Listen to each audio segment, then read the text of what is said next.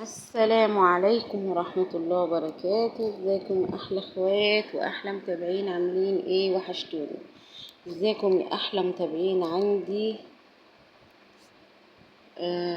عاملين ايه؟ كل سنة وانتم طيبين بمناسبة عيد الاضحى والاوائل من ذي الحجة. يا رب يتقبل منا جميعا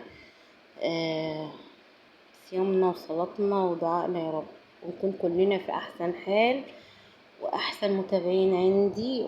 وبشكر كل حد بيعلق ويحط لي كومنت ويحط لي اللايك، بجد بجد انا بشكركم كلكم على راسي. آه بصوا يا جماعة، النهاردة عاملة وصفتين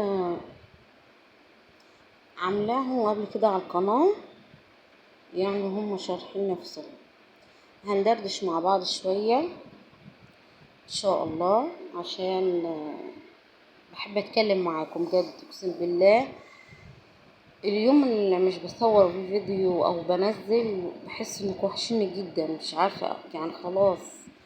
على فكرة اللي في المجال ده وسمعني وعارفني هيحس بالموضوع ده، لان مثلا لما تعملي قناة كده وبتكلمي كل يوم حد، خلاص بتعتبريه بيتك، اخواتك، اللي لازم كل يوم تكلميهم وتحكي معاهم وكل حاجة. فانا يا جماعة بحبكم جدا، واليوم اللي مش بسجل فيه والله بيكون غصب عني ومش عارفة انا اجيبها لكم ازاي يعني، بس بتوحشوني بجد والله اقسم بالله، مش كلام وبس، ده احساس. وخصوصا احنا في الايام دي انا الكلام اللي بطلعه من قلبي بكون حاسة بيه. تمام تمام. يعني بصوا، آه يعني تعالوا ندردش حبة كده مع بعض. آه انا بصوا يعني من زمان، من انا وبنت قبل ما اتجوز كنت بعشق الطبخ، بحب اجرب الوصفات سبحان الله يعني، دونا عن اخواتي. يعني انا الوحيدة اللي كنت بحب اجرب واعمل اكلات. كنت متابعة قناة الطبخ، كان لسه النت والكلام ده. كنت متابعة مثلا CBC سفرة وبانوراما فود، وكنت متابعة سيد زغوار، بتعلم منهم وصفات حلوة جدا وكنت بنفذها، وكنت بجرب مرة واثنين وثلاثة. من زمان اقسم بالله مسميني الشيف، يعني اخواتي وجيراني وكل الناس اللي حواليا انا معروفة بينهم بالاكلات اللي كنت بعملها لهم والوصفات. كنت عارفين يا بنات يوم الوقفة ده بتاع العيد كنا بنعمل كيكات، كنت انا بعملها لهم. كنت بص بعمل لينا وبيت عمي وجيراننا وعيال عمي مش عارفه ايه بيت، يعني احنا اصلا في الشارع كلنا عيله واحده. كنت بعمل اقسم بالله 30 صينيه كيكه في يوم الوقفه عشان العيد وكده، اللي بعمل له واحده اللي بعمل له اتنين على حسب الامكانيات. واقسم بالله بعملها في الفرن الطين اللي كانت عندنا في الاول قبل ما تطلع الافران اللي هي الحديد ودي كده الصاج. كنت بعملها بتطلع تحفة لحد دلوقتي، فاكرينها معايا وبيفكروني بيها. كانت الطعم والريحة شكل تاني غير اللي بنعمله دلوقتي. فانا بصوا يعني ومتابعة ناس على اليوتيوب وعلى الفيسبوك، ناس كتيرة جدا مشهورة بتاعت اكل والكلام ده، بعمل وصفات وبطبقها، فبعملها لعيالي بتعجبهم جدا جدا. خصوصا المكرونه البشاميل، كل اللي بياكلها من ايدي اقسم بالله بعملها له وبوصلها له لحد البيت، تعجبهم جدا يعني. المهم يا بنات، في يوم وليله بنتي عملت لي قناه، اللي هي القناه اللي شغاله دلوقتي. يعني فضلت ورايا ليه يا ماما اعملي الاكل بتاعك يعني ونزليه الوصفات اللي بتعمليها، الحاجات الحلوه اللي بتعملها لنا ونزليها. فانا ما كنتش اعرف حاجة خالص عن اليوتيوب او عن القنوات وايه المطلوب وايه اللي لازم يتعمل والكلام ده. فانا عملت القناة ورفعنا الفيديو عادي، اتاري لسه في حاجات ووصفات وشروط والكلام ده.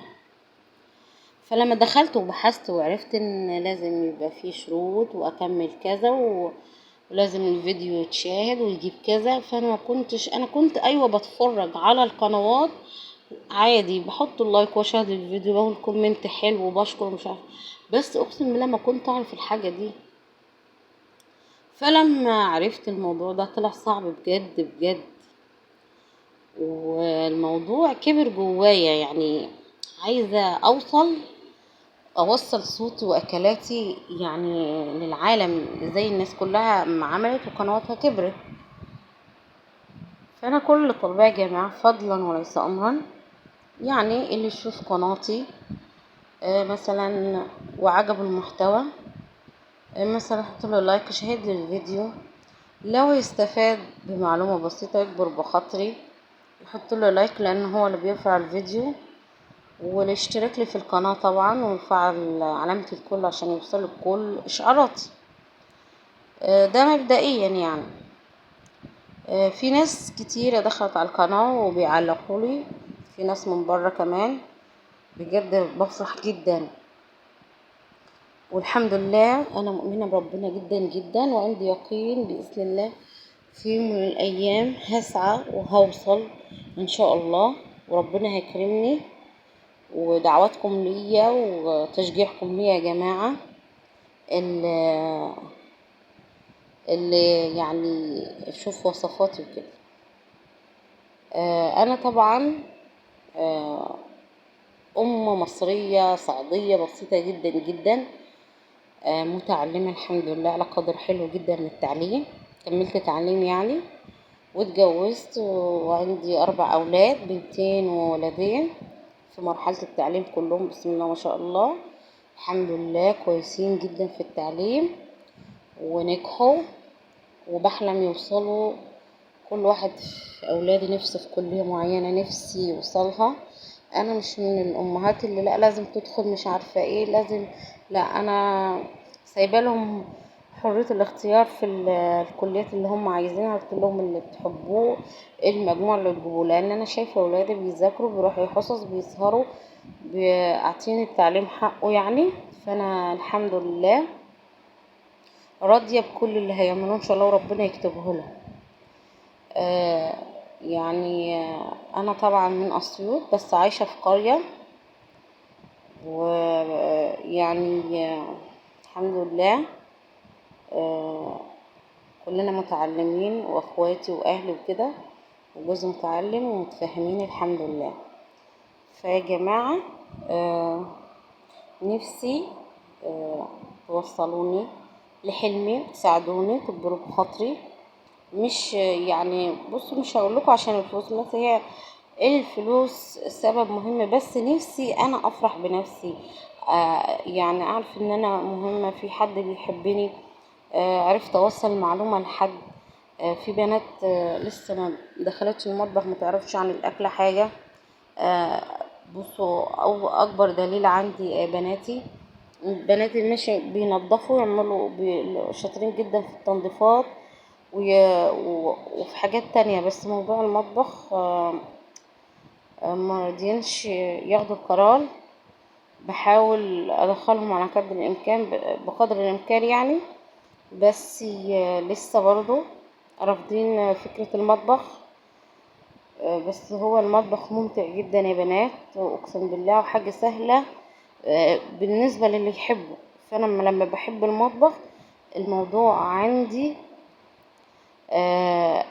يعني سهلة جدا، واللي حابب المطبخ وهو في المجال ده وبيسمع كلامي هيعرف وهيحس بالموضوع ده.